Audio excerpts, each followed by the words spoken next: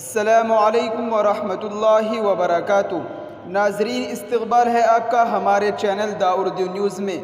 جی ہاں ناظرین، اس وقت گجرات سے بہت افسوسناک خبر آ رہی ہے۔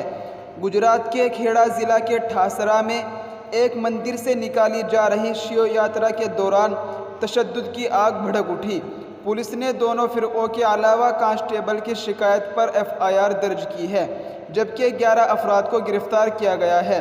امر اجالا پورٹل پر شائع رپورٹ کے مطابق حالات پر قابو پانے کے لیے اضافی فورسز کو طلب کیا گیا ہے اور ان کی شہر میں بڑی تعداد میں تعیناتی کی گئی ہے۔ رپورٹ کے مطابق پولیس نے بتایا کہ علاقے میں قیام امن کی کوششوں کے تحت دونوں فرقوں کے لیڈران سے بات کی جا رہی ہے۔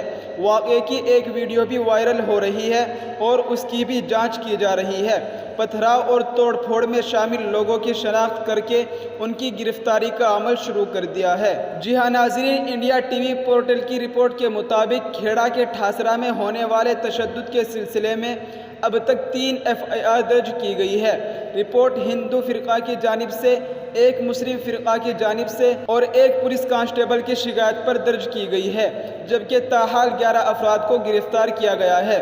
رپورٹ کے مطابق مسلمانوں نے جو FIR درج کرائی ہے اس کے مطابق یاترا میں شامل 1000 سے 1500 افراد نے ان کی املاک اور مذہبی مقامات پر حملہ کیا۔